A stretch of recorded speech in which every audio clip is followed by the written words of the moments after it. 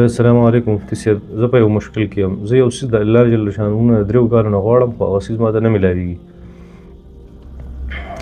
څه ډېرې زیاتې خبرې لیکلي دي چې د حرام او د حلالو په کشمکش کې یم. ګوره دا فارمولې ځان سره یاد وساتئ. دا تاسو چې کوم وایئ زه 3 کالو نه د الله جل شانه نه یو څیز غواړم او هغه کار زما نه کېږي، هغه څیز ماته نه میلاویږي، دا یوازې ستا مسله نه ده، بلکې د اکثرو مسلمانانو دا مسله ده. هغه خامخا څه غواړي د الله جل شانه نه، چا 1 کال شوی، چا 2 کاله، چا 10 کاله، چا 50 کاله یو څیز غواړي د الله جل شانه نه، خو الله جل شانه هغه څیز هغه لا نه ورکوي. د هغې وجه څه ده؟ د هغې وجه دا ده چې یو خدای الله جل شانه ته چې کومه دعا غواړي، الله جل شانه دې ته ګوري چې یاره په دې کې څه حکمت او فایده شته، د دنیا او د آخرت کې نشته. نو که ستا پکې فایده وي هغه څیز دله درکوي، که ستا پکې فایده نه وي هغه څیز نه درکوي.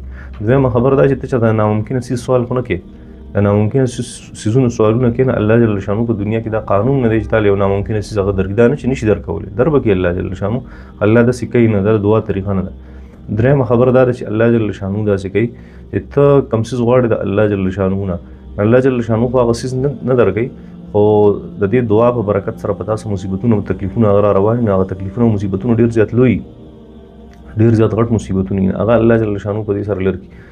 او کله کله داسې کېږي چې الله جل شانه د هغه د انسان سره ډېره مینې نه، هغه وایي چې دا دعا چې کوم ده دا ولې دلته د دې چې کوم اثر دی هغه ولې نه ظاهروم، څیز نه ورکوم، خو د دې چې کوم دغه دی د دې چې کوم ثواب دی هغه ولې پرېږدم آخرت ته، ځکه الله جل شانه هغه آخرت ته ګوري زمونږ، او موږ خپلې دنیا ته ګورو اکثر، موږ یې الله جل شانه موږ له دا څیز نه راکوي.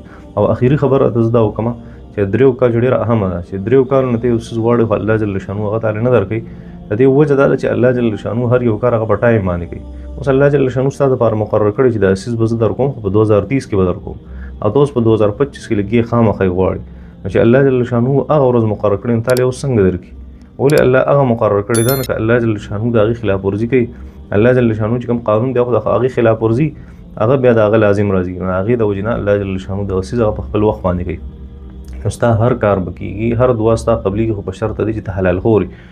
ستا دعا به هر یو قبلېږي، خو دغسې شرطونه دي که دې د لاندې نه الله جل شانه د هغې اثر په دنیا کې اته درکړي، او په دنیا کې ونه شوه ذخیره به په آخرت کې. حدیث شریف کې راځي چې یو سړی هغه به یو لوی غر د نیکو د ثوابونو هغه په قیامت په ورځ باندې ویني. دی به چې الله دونه نیکۍ خو ما نه دي کړي. نه الله جل شانه به ته وفرمایي چې تا په دنیا کې څه تکلیفونه تېر کړي دا یا د هغې ثواب دی یا تا دعاګانې غوښتې وي هغه مې دله هلته نه وي قبولې کړي، دلته آخرت ته مې دله پرېښې وي. دی به داسې خوشحاله شي په هغه ورځ باندې چې داسې خوشحالي به یې چېرته په ژوند کې نه وي کتلې.